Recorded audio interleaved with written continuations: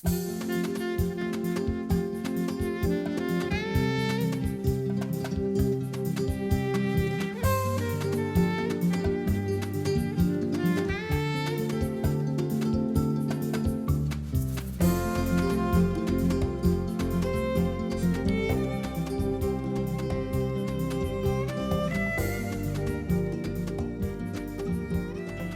tal? ¿Cómo les va? Muy buenas noches. Bienvenido a nuestro estudio de Canal 11, donde todos los viernes compartimos una conversación, hablamos de nuestras dudas, de libros, de preocupaciones, de inquietudes, de sueños y de asombros. Y hablando en este término, quiero recordar lo que nos ocurrió en principios de febrero de este año, ¿se acuerdan? Cuando un meteorito cayó en una zona de los Montes Urales. Lamentablemente causó muchos daños materiales, pero todavía más lamentablemente causó que más de 1000 personas resultaran heridas.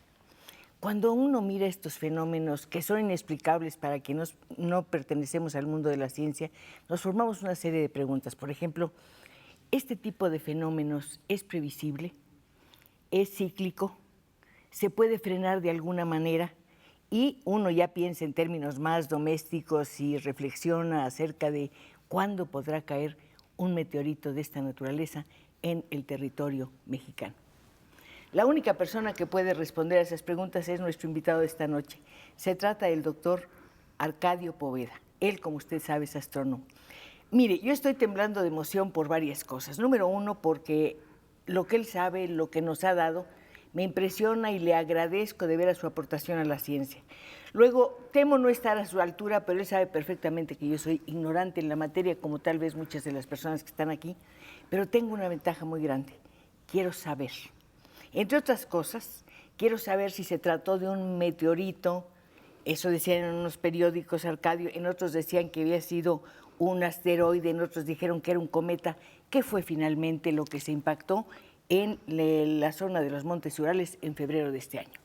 Fue un meteorito, pero la línea divisoria entre asteroides y meteoritos es un poco difusa y vaga. Podemos pensar que aquellos asteroides menores, de tamaño pequeño, que llegan a la Tierra, son meteoritos, pero en realidad es el mismo cuerpo. Y los asteroides chocan entre sí. Como resultado de estas colisiones se fragmentan en muchos pedazos y estos pedazos continúan circulando alrededor del Sol, pero las perturbaciones que experimentan por Júpiter, Saturno y otros planetas, ¿sí?, hace que sus órbitas estén cambiando y algunas veces esas órbitas llegan a pasar al interior del sistema planetario y chocar con la Tierra. Y cuando chocan con la Tierra, bueno, dependiendo del tamaño, ¿sí?, puede producirse fenómenos mayores o bien simplemente nos dan un espectáculo que podemos admirar. Como una lluvia de estrellas. Como una algo lluvia así. de estrellas. Así Este es. que cayó en los Montes Urales tenía un diámetro de 14 metros, pesaba 40 toneladas y viajó a una velocidad de 54,000 kilómetros. ¿Esto es posible? Sí, sí es posible. ¿Por qué? Porque las velocidades con que se mueven los cuerpos alrededor del Sol son de ese orden, 40,000, 30,000 kilómetros por hora. Entonces, estos objetos están circulando. Podemos pensar en parte que son los restos, el cascajo que ha quedado del proceso de formación del sistema planetario. Entonces, están circulando, está este cascajo, estos restos circulando alrededor del Sol y ocasionalmente la Tierra se los encuentra en el camino o nos encontramos y dependiendo del tamaño, pues tenemos diferentes fenómenos, desde lluvias de estrellas que son producidas por partículas muy pequeñas, varios milímetros de diámetro, hasta objetos mayores que pueden causar gran daño. El más espectacular, adelante, sí, que viene a mi mente, de conocimiento certero que tenemos, fue el impacto que ocurrió en Yucatán hace 65 millones de años. Vamos a acercarnos a ese tema, pero antes queremos salir de muchas dudas. Este asteroide del que hablábamos hace un momento estalló a una distancia de entre 30 y 50 kilómetros de la Tierra. ¿Esto es así? Me parece una distancia muy reducida Muy para un pequeña, cuerpo de sí, esa naturaleza. Sí, sí. Yo creo que estaba más lejos. Tengo la impresión de que estuvo más lejos, del orden de 1000 kilómetros. De todas maneras, a escala del sistema planetario, es una distancia muy menor. Entonces, estos objetos están, como decía, circulando y ocasionalmente pues chocan con la Tierra. Este tipo de choque, ¿qué consecuencias va a tener sobre la Tierra, sobre el territorio que afectó directamente? Este último, el de febrero. El de febrero. Pues no va a tener mayores consecuencias porque el tamaño no fue muy grande, ¿sí? Pero algunos son más grandes y causan, como ocurrió, por ejemplo, en 1908 en Tunguska, ¿sí? Uno mayor, fácilmente, no sé, 70, 80 metros de diámetro, ¿sí? Provocó una onda de choque tremenda, causó devastación y hay imágenes muy impresionantes de los troncos de los árboles arrasados, tirados, y curiosamente todos los troncos apuntando a un origen, como el juego este chino de los palitos, Sí, sí. que los suelta uno, caen, pero todos están apuntando a un centro. Yo sé que todas las personas que nos están viendo están apuntando aquí a nuestro estudio de Canal 11, a donde espero que llamen. Ya nos vamos tranquilizando. Ya verán, hablar con un científico no es tan complicado, de verdad no es tan complicado, sobre todo si se trata de una persona tan generosa como nuestro invitado de hoy. Quiero decirle que él pertenece al Sistema Nacional de Investigadores, pertenece al Colegio Nacional, por supuesto, ha recibido infinidad de reconocimientos, por ejemplo, el Premio Nacional de Ciencias y desde luego la medalla Eligio Ancona, la medalla de oro que otorga su estado natal, que es Yucatán. Si hay amigos que nos estén viendo desde allá, ya saben que serán muy bienvenidos. Ojalá que haya personas de Puerto Progreso que nos llamen y nos digan si todavía existe la librería, la literaria, pero de eso vamos a hablar, por supuesto, después. Arcadio, ha habido un esfuerzo grande por difundir la ciencia. Sí. Por parte, por ejemplo, de usted en este caso, ¿no? Sí. Constantemente hay cada vez más interés, y lo noto en este programa, donde hemos tenido la fortuna de que vengan muchos astrónomos, que hay como más interés por mirar hacia el cielo, si lo puedo decir de esa manera. Sí, y qué bueno, porque tenemos que entender nuestro lugar en el universo. ¿Qué hacemos aquí? ¿De dónde venimos? Y sobre todo, ¿a dónde vamos? ¿Qué nos espera? Cuando digo qué nos espera, no estoy fantaseando y pensando en catastrofismo. En efecto, nos pueden ocurrir percances mayores como resultado de estas colisiones. Y claro, el prototipo de estas colisiones es la que mencioné, que se dio hace 65 millones de años. Hay una cosa, volviendo al tema de que estamos mirando cada vez con mayor atención el cielo, tratando de encontrar respuestas a muchas preguntas que nos hacemos, es que al fin hemos entendido que la ciencia tiene que ver con la vida de nosotros, con la vida en nuestra casa, en nuestra oficina, en el transporte público, en lo que sea. En lo que sea. La astronomía tiene que ver con la productividad, por ejemplo, y algo que nos explicaban aquí que no creímos nunca, ¿no? Bueno, tiene que ver, desde tiempos muy remotos, ¿sí? Los pueblos tenían que tener conocimiento de las estaciones, del movimiento del sol, para poder prever lluvias y poder programar sus cosechas. O sea, esto es algo ha sido muy importante en la historia. Posteriormente, fenómenos tan espectaculares como la aparición de un cometa, por mucho tiempo se pensó que eran fenómenos ominosos que anunciaban catástrofes. Eso iba a preguntar, ¿por qué se le achaca eso a un cometa y no a otro tipo de cuerpos celestes, puedo decir? Sí. Bueno, es que la aparición de un cometa es algo bastante espectacular. Pero además, en tiempos pasados no se sabía cuándo aparecería un cometa. Con el avance de la astronomía, de la ciencia, ahora ya se puede prever que el cometa de Halley tiene tal periodo y va a aparecer dentro de tantos años, ¿no? Perdón, pero un cometa no se impacta con la Tierra. Lo sabido que se impactan con la Ah, Tierra. no sabía. Lo sabido. No es frecuente, por fortuna, que este fenómeno se dé. Es pero más frecuente en el caso de los meteoritos. sí, entre otras ¿Por qué? cosas porque hay más meteoritos. Los meteoritos hay de todos los tamaños, ¿sí? Y claro, los más pequeños son los más abundantes y esos son los que pues hasta gozamos viendo cuando pasan por la atmósfera y se dejan una estela luminosa. ¿Cuál va a ser el destino de esos cuerpos? ¿Se van a quedar eternamente girando? ¿Van a saturar todo el espacio? ¿Qué va a pasar? No sé.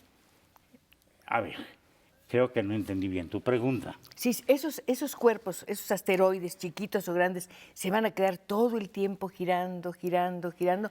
¿O va a llegar un momento en que se desbaraten, que se deshagan? No, bueno. O se unan, no lo sé. Dado un tiempo suficiente, se van a acabar.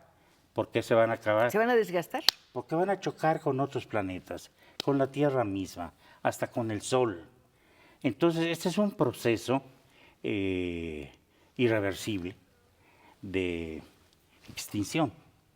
Entonces, estos objetos, su número está disminuyendo. También es cierto que las colisiones entre los mayores de ellos, ¿sí?, producen fragmentos menores y pues estos realimentan la población, pero el proceso es irreversible. Entonces, gradualmente, estos objetos van a desaparecer. ¿En cuánto tiempo? No sabemos, pero va para muchos millones de años. Pero cuando hablamos de tiempo relacionado a fenómenos del espacio es totalmente diferente a nuestro tiempo. Sí, muy cierto, sí, tienes razón. Pero bueno, de todas maneras... ¿Ese asteroide cuándo habrá empezado a desprenderse? Para haber llegado aquí en febrero. Pues yo creo que son restos de la formación del sistema planetario. El sistema planetario se formó hace 4.500 millones de años. Pues aquí, ¿qué crees? Perdón, ya estoy hablándote de tú, ¿no importa? No importa, al contrario. Gracias. Se acaba de empezar a formar un primer corte hace justamente 20 segundos. Y aprovecho para recordarle que este programa es suyo. Entre aquí, haga sus preguntas. Uno no va a salir de la ignorancia si no se atreve nunca a preguntar. Hay que confesar lo que no se sabe. Y si lo hace, bueno, un día llega a resolver muchas incógnitas, como espero que ocurra esta noche. Vamos a un corte, corriendo, corriendo.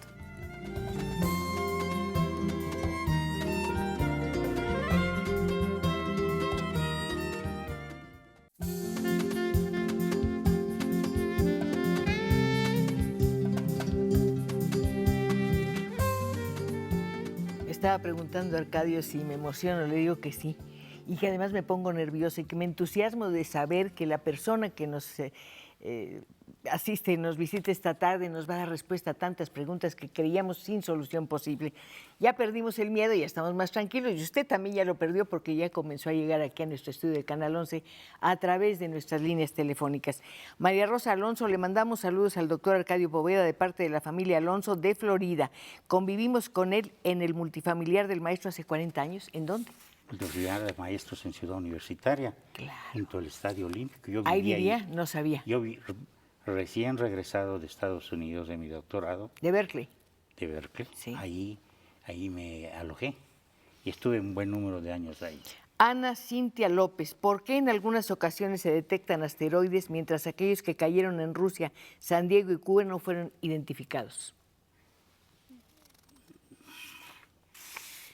Creo no entender bien la pregunta. No fueron identificados cómo. Es decir, lo que sí puedo decir, y lo voy a hacer, es que la mayor parte de los asteroides son pequeños. Entonces muchos de ellos no los vemos, entre otras cosas porque puede estar nublado, pero llegan y pegan al suelo. Otros no pegan en el suelo, explotan en la atmósfera y lo que podemos ver es un destello, una explosión, y pueden llegar fragmentos al suelo.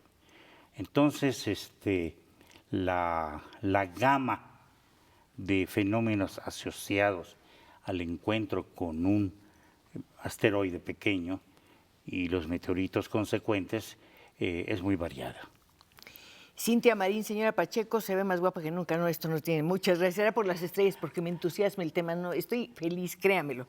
De verdad, aquí en Tijuana, Baja California Norte, cuando dicen que hay tormentas solares, quisiera saber si estas realmente nos afectan por el agujero que hay en la capa de ozono. Nos afectan ciertamente, sí. Y nos afectan en varias formas. Estas tormentas solares arrojan partículas cargadas, protones, núcleos de helio, partículas alfa, rayos ultravioleta, también un poco rayos X.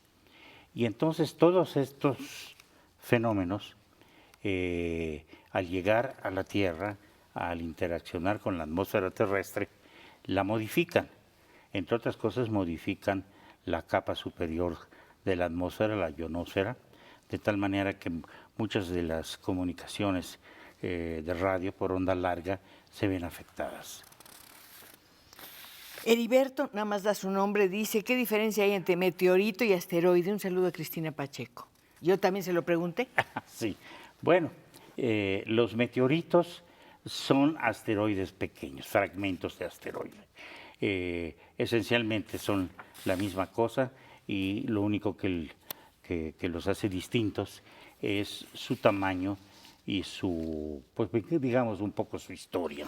Pues hablando de tamaño y de historia, tenemos que remontarnos a 65 millones de años atrás. Así es. Alguien se estará preguntando cómo nos afectó y nos sigue afectando un hecho que ocurrió hace tantísimo tiempo. Pues aunque no lo crea, así es. Desde luego, la única persona que puede decirnos de qué manera o por qué razones es quien ha escrito este libro que se llama El cráter de Chicxulub, y desde luego ha sido escrito con un poeta al que apreciamos todos mucho, que es Fernando Espejo.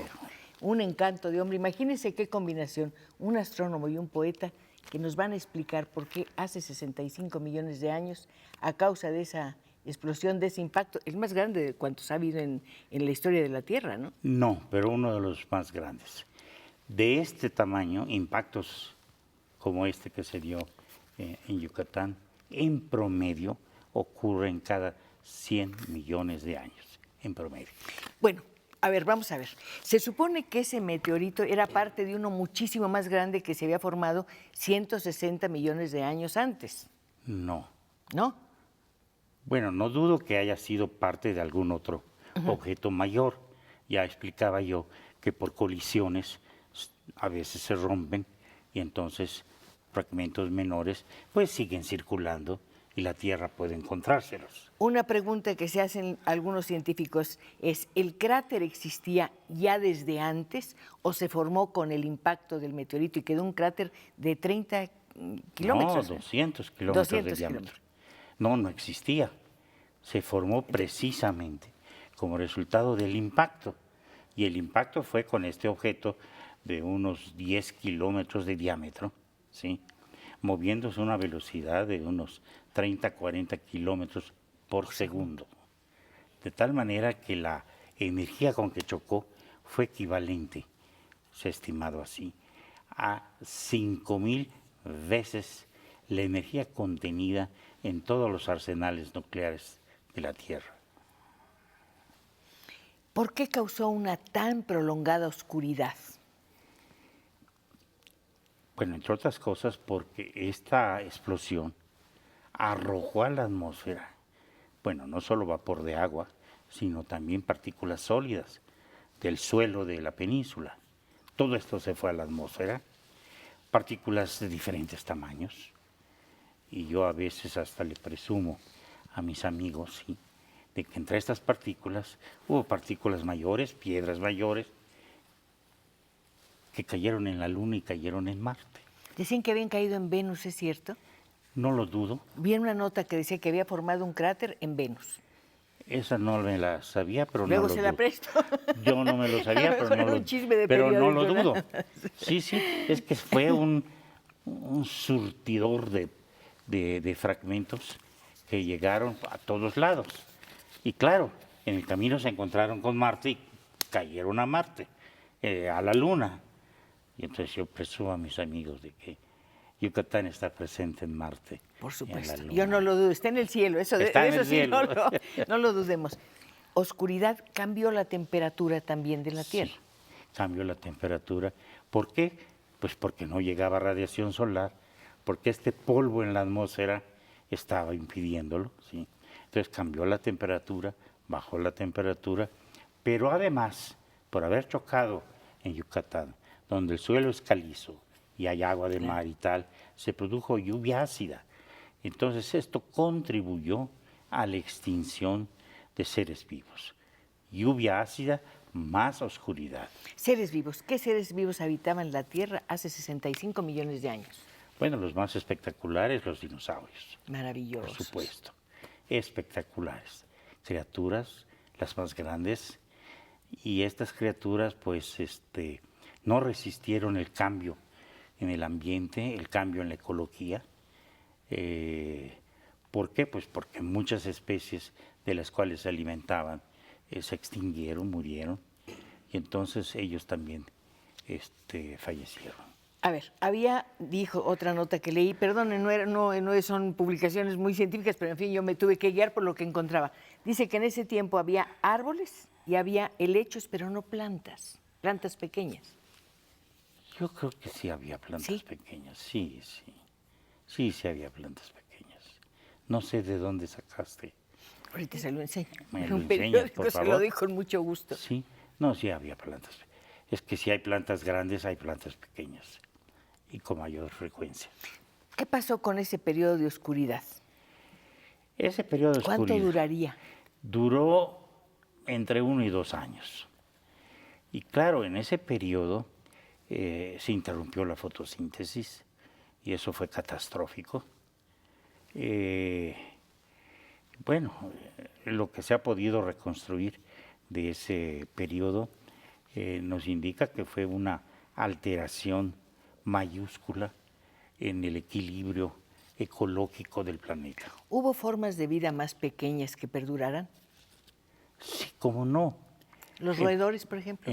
Justo iba yo a mencionar esto. Había roedores, eran mamíferos ya, pero eran mamíferos muy pequeños y se resguardaban pues en sus madrigueras en el subsuelo, y gracias a eso estos roedores, que además se alimentaban de raíces, pudieron preservar la existencia de los mamíferos. Una pregunta, los insectos son milenarios. Sí. ¿Estaban ahí también? Sí, así es. Y no puedo decirte cuáles sobrevivieron y cuáles no. Pero lo que sí es cierto, existían de antes y continuaron existiendo. Bueno, la pregunta, ¿qué tienen que ver los dinosaurios, los ratones y nosotros? Bueno, en primer lugar, pues todos somos habitantes de este planeta. Un planeta maravilloso, hasta ahorita el único que tenemos noticia con vida. Es afortunado, muy afortunado, que este mega cataclismo que se dio no fue lo suficientemente catastrófico como para acabar completamente con la vida. Claro, fue una extinción mayúscula, pero sobrevivieron. Y es más importante aún el hecho de que sobrevivieron los mamíferos. Ya los mamíferos representan un estado bastante avanzado en la evolución. Y gracias a que sobrevivieron estos roedores y estos ratoncitos, en fin, continuaron los mamíferos. Y aquí estamos. Aquí estamos en nuestro estudio de Canal 11 aprendiendo, estudiando, escuchando a una persona que es un expositor muy brillante y muy claro. Le entendemos, cosa que le agradecemos, Arcadio. Le agradecemos mucho. Yo agradezco a nuestros amigos que están llegando puntualmente aquí a nuestro estudio de Canal 11, donde hoy tenemos unas flores preciosas realmente. De Puebla nos llega la voz de José Luis Rivera, que dice: ¿cómo me inicio con un libro elemental de astronomía? A lo mejor El nacimiento y la muerte del sol, aquel que usted Por encontró en una ejemplo, librería. ese que me inició, me motivó muy Imagínense qué emoción, lo tempranamente. encontró muy jovencito en una librería del Puerto Progreso, En Mérida, en Mérida, ¿verdad? Que se Mérida, llamaba La Literaria, la literaria y era El nacimiento y la muerte del del sol, sol, de por George. un maravilloso físico y divulgador de la ciencia, George Gamow. ¿De qué manera determinó su vida ese libro? En una manera muy importante. Muy importante, pero fueron varios elementos que determinaron mi historia intelectual. Yo creo Digamos. que primero que nada tenemos que tomar en cuenta los paseos por la playa en Puerto Progreso con su Eso, padre, un hombre al que me hubiera encantado conocer, y desde luego a su mamá también, una maestra inteligente, generosa, que corrigió su primer artículo sobre la bomba atómica. así es. Tenemos 20 segundos para ir a un corte, pero antes les recuerdo que este programa es absoluta y totalmente suyo. Haga preguntas, entre aquí, conozca un astrónomo que es motivo, de verdad, es motivo de orgullo para todos nosotros mexicanos. Vamos a un corte, ya sé que vamos a un corte, ya voy, ya voy.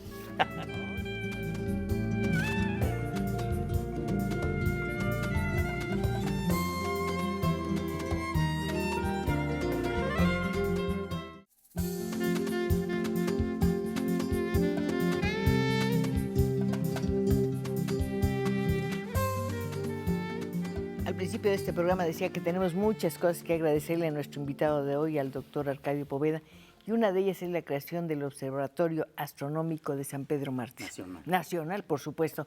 Hace ratito mencionó los cometas, y yo quiero decir que uno de los cometas lleva el nombre de un extraordinario científico mexicano, a quien quiero recordar porque se acaban de cumplir 100 años de su muerte. Me refiero al doctor Guillermo Haro, que es además una persona cercanísima a usted. A ti. Ah, sí, claro, claro.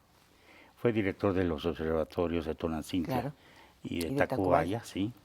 Y yo inicio, siendo estudiante, por supuesto, mi acercamiento al observatorio cuando Guillermo Haro era el director. Y bueno, pues Paris Pishmish era una investigadora que Maravilloso. no sé si la conociste. No. No llegaste a conocerla. No. En fin, estos eran los pioneros. Tuviste sus conferencias en minería, ¿no? ¿Cómo? ¿Oíste sus conferencias en minería? Ah, sí, cómo no, sí. Y bueno, pues por ahí empezó mi acercamiento ya, digamos, institucional a la astronomía. Originalmente, como ya lo he mencionado en alguna otra ocasión, vivimos unos años, un par de años en el Puerto de Progreso.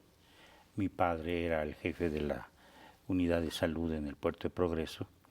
Y bueno, pues en los 40, en un puerto como Progreso, no había televisión, pues ¿qué hacía uno? Pues ir a la playa, Claro. caminar por la playa, y caminaba con mi padre. Y Me lo imagino diciéndote que las mareas dependen de la luna.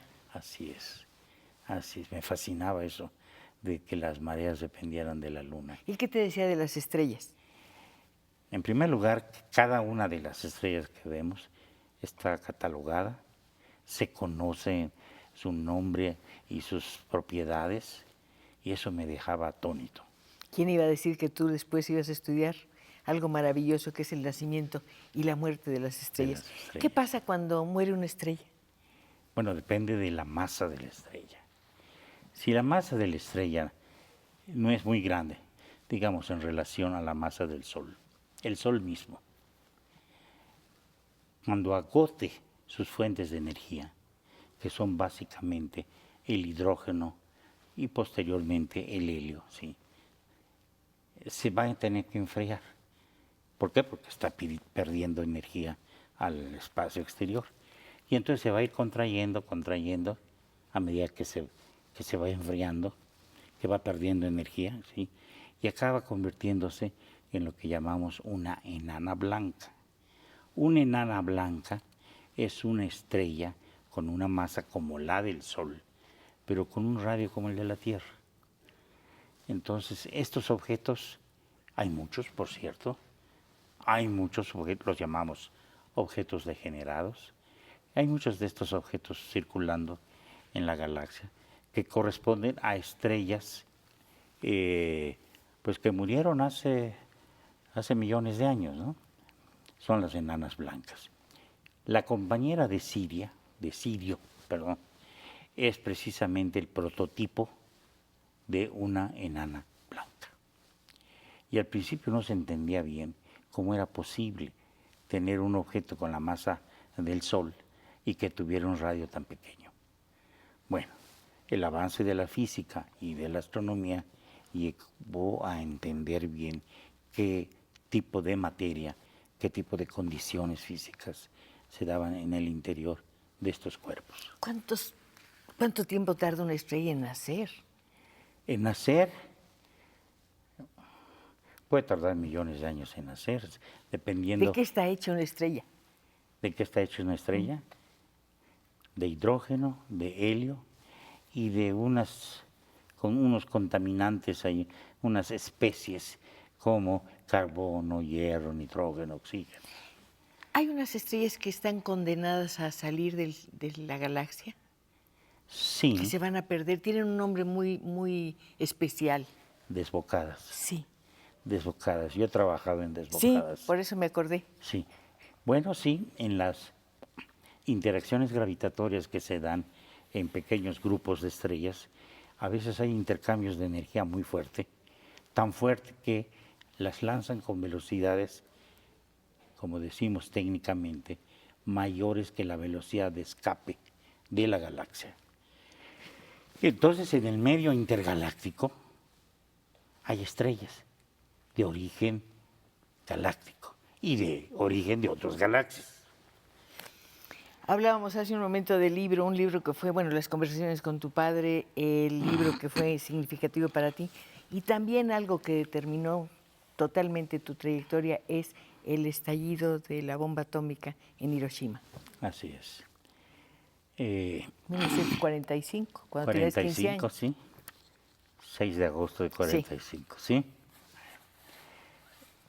A través de estos libros que llegaban a mis manos, o que más que llegaban a mis manos, los buscaba en esta maravillosa librería que se llamaba La Literaria. ¿Cómo era, Ena? Rápidamente. ¿Cómo era? ¿A qué olía?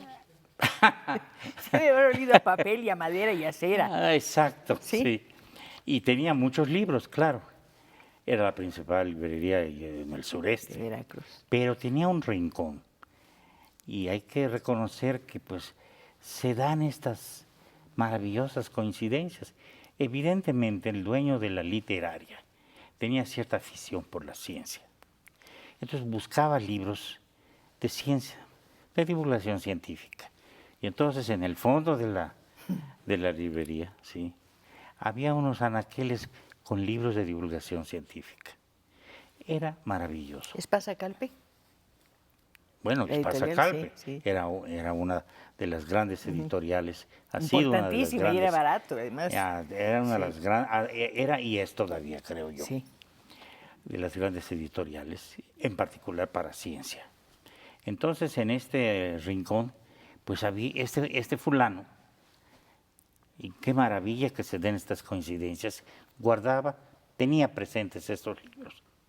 Y yo llegaba y pues empezaba a verlos, me gastaba todas mis mesadas, ¿sí?, comprando libros de divulgación. Es maravilloso porque se dio esta circunstancia muy especial. Un gran divulgador de la ciencia, de la física, George Gamow, además uno de los grandes físicos que yo creo que debió haber sacado el premio Nobel, pero en fin, de estas cosas que ocurren. Este caballero, ¿sí?, escribió este libro, Nacimiento y Muerte, escribió otros, pero en particular Nacimiento y Muerte del Sol. Ese fue un libro que yo disfruté muchísimo, leí, lo releí, etc. Por cierto, escribí como consecuencia de mi lectura de este libro y otros, cuando se dio el estallido de la bomba atómica, empecé a comentar con mis padres. ¿Les explicaste lo que era? Lo que era. Porque, bueno, los titulares de los Pero iba a periódicos. ser algo espantoso. Algo espantoso, algo misterioso. Y yo les empezaba a explicar en qué consistía esto, ¿no? ¿Qué eran las reacciones en cadena? ¿Y qué era el uranio? El 238, el 235. Y tu papá, orgullosísimo, te dijo, hijo, escribe un artículo. Así es, así es. Escribe un artículo, tu mamá te lo va a corregir desde el punto de vista de... Porque era Mi maestra, madre sí. era una maestra normalista. Y yo lo llevo al periódico. A ver Al si lo gato puedo- Lara, ¿quién era el gato Lara? El director, bueno, Ajá, era un... La Voz del Sureste. La voz del sureste. La voz del sureste. Creo que sí se llamaba, Creo que ¿no? así se llama. Sí, sí, No, sí. el diario del sureste. Ah, el diario, perdón. El sí, diario sí, del sí. sureste. Y bueno, tenía su sección cultural los domingos y en esa sección cultural salió mi artículo, La bomba atómica y su mecanismo.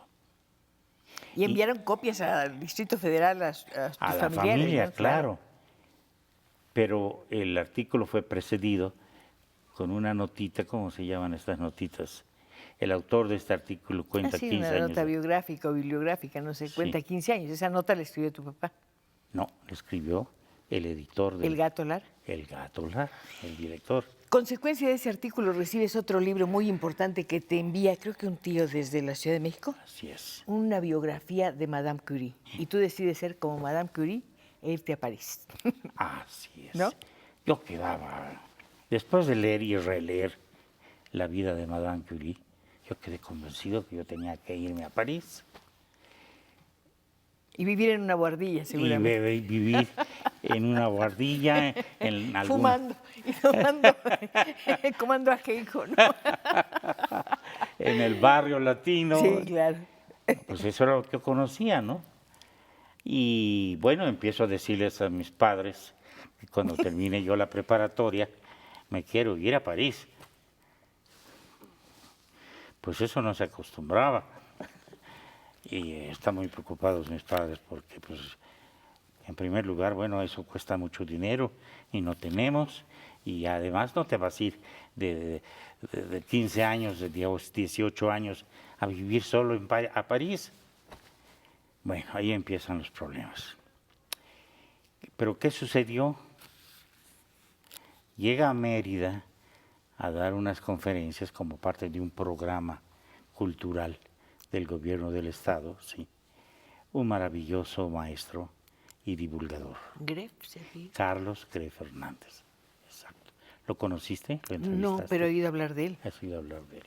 Bueno, Carlos Gref Fernández era un personaje realmente espectacular, encantador, con un charm, con una capacidad de divulgar y de atraer a la gente. Y yo me acerco a, bueno, después de dar sus conferencias, me acerco a él a hacerle preguntas sobre los temas de su conferencia. Y le llamó mucho la atención el tipo de preguntas que le hacía. Y ya para terminar, pues le pregunto, ¿dónde puedo estudiar física? Ah, pues véngase a la Ciudad de México. Ya fundamos la Facultad de Ciencias. Ya existe el Instituto de Física, el Instituto de Matemáticas. Véngase a la Ciudad de México y yo trate de conseguirle una beca. Y llegas a la Ciudad de México en 1947. 47, fines de 47. Así que Carambas. tenemos toda una historia y aquí tenemos muchas preguntas. Vamos a ir a un corte, pero antes planteo una que se le queda al maestro. Dice, felicidades a la producción y una pregunta. ¿Habrá vida en otros planetas?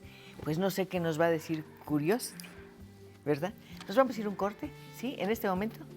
¿Nos vamos? Perfecto.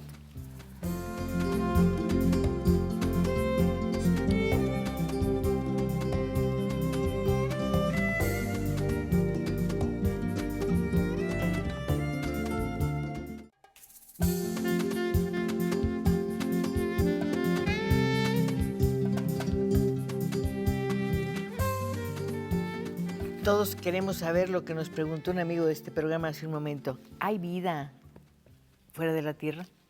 ¿Por qué queremos saberlo? ¿Para qué queremos saberlo, Arcadio? Bueno, en primer lugar, no sabemos si haya vida fuera de la Tierra.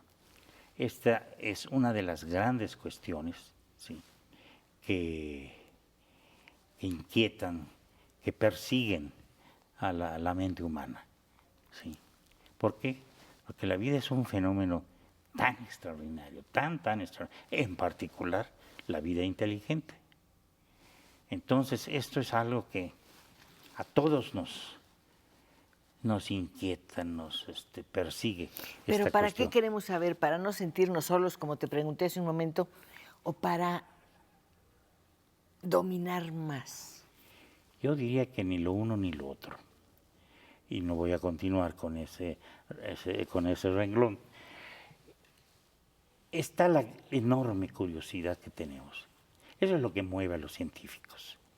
Y como consecuencia de este motor, de esta curiosidad, que por fortuna tenemos los humanos, ¿sí? Se han generado muchísimos productos muy positivos para la vida del género humano. Bueno, desde la medicina, el desarrollo de las tecnologías, la luz eléctrica, para decir unos cuantos ejemplos. Todo esto es consecuencia, ¿sí?, de esa búsqueda incansable, interminable, por entender la naturaleza. Alberto Valladares, felicidades a la producción y muchas gracias. Judith Muñoz, ¿dónde se encuentra el cometa de Halley? El cometa de Halley describe una órbita alrededor del Sol, una órbita muy elíptica, ¿sí? Pasa por las cercanías del Sol, cruza la órbita de la Tierra y se vuelve a alejar. Y ahora pues se encuentra más allá de la órbita de Júpiter y creo que también de la de Saturno. A lo mejor alguien se pregunta cuándo volverá. Claro que sí, y sabemos que el cometa Halley tiene un periodo aproximadamente de 70 años. Hay que Cada se apure para 70 años entrevistarlo. aparece de nuevo. Miguel Ángel Castro, si cayera un meteorito más grande, ¿habría un cambio de clima en nuestro mundo? Más grande que el de febrero, me imagino yo. Sí, porque eso de más grande, pues, ¿cuánto más grande? Exactamente. Puede ser uno 10 veces más grande que el de febrero y no pasaría mayor cosa. Tiene que ser meteoritos ya de kilómetros de diámetro para causar trastornos. Una llamada ambientales. maravillosa, te va a encantar. Enrique Escalante dice, la librería La Literaria está en Mérida, Yucatán, en la calle 63 con la 60. Ándale, sí. ¿Existirá es todo todavía? lo que digo. Bueno, él es. ¿qué? Dice está. Está. No estaba, dice está. Está. Pues Bueno, hay que ir a, evidente. hay que ir a ir a visitar. ver. Hay que poner una placa. Hay que poner- Claro que sí. Canec Villanueva, ¿es posible prever las colisiones futuras? Sí, en efecto. Hay un programa muy serio de la NASA que se está llevando a cabo en Arizona, ¿sí?, para monitorear todos aquellos cuerpos que se acercan peligrosamente a la Tierra. Este es un monitoreo constante todas las noches, porque en caso de que algún objeto se acercara peligrosamente a la Tierra, ¿sí?, entonces habría que tomar medidas para desviarlo o destruirlo. ¿Y por qué en el caso del meteorito de febrero no se tomaron esas medidas y se evitó que 1000 personas fueran afectadas? Porque era muy pequeño para este propósito. El umbral inferior de este programa es 100 metros. O sea, 100 este era más de metros 15, o objetos más grandes. ¿Por qué si se puede prever eso no se pueden prever los terremotos? Es un fenómeno totalmente distinto y qué bueno que me haces esa pregunta. ¿Por qué? Porque estos fenómenos de colisiones con la Tierra y que causaron extinciones masivas, ya sabemos, ya tenemos más o menos una idea de cómo enfrentarlos y proceder en caso de que se avecinen. Las erupciones volcánicas, que son las peligrosas, no tenemos todavía forma de saberlo, y de saberlo no sabríamos qué hacer. Imagínate el Xitle, que lo tenemos aquí enfrente. Empezar a arrojar lava de nuevo. Hubo una película de Víctor Mature que era el principio de la vida, donde había la explosión de un volcán. Y ustedes lo mencionan en esta película. Se llama El principio de la Tierra o El principio del mundo. Ah, sí. Donde una explosión acaba con toda una comunidad. Bueno, es que ese peligro está latente. No sabemos cuándo el Xitle va a decidir recuperar sus terrenos. Cuando nos enteramos de esta situación, de esta posibilidad, nos vemos más pequeños. Cada Sí. vez que el universo se manifiesta, nos sentimos más pequeños y siento que más indefensos. En cierta forma. No siempre más indefensos. En el caso de estas catástrofes, de estas colisiones, afortunadamente la ciencia y la tecnología han avanzado lo suficiente como para poder tomar medidas que nos protejan. Desde mandar astronautas a este objeto y sembrar cohetes para desviarle su dirección de tal manera que pues ya no impacte con la Tierra, sino pase a cierta distancia, ¿sí? Entonces estas son diferentes, hay otras que consistirían en pintarlo de negro para que al absorber la radiación solar, ¿sí?, y reemitirla, ¿sí?, esa presión de radiación que se genera cuando se reemite la radiación puede modificar la órbita. Ahorita que hablabas del avance de la ciencia, estaba pensando que tú eres el primer astrónomo que tiene una preparación científica de verdad. Sí. Antes, ¿cómo se formaba un astrónomo? La astronomía es una ciencia tan Hermosísima. hermosa, tan generosa, ¿sí?, que muchas personas inteligentes, con cultura, con curiosidad, han podido en el pasado, y el ejemplo quizás más extraordinario que viene a mi mente es el de Guillermo Haro, Claro. ¿sí?, que han podido contribuir al avance de la astronomía sin haber tenido una formación científica formal y rigurosa. Ahí la genialidad, la curiosidad, juegan un papel muy importante todavía.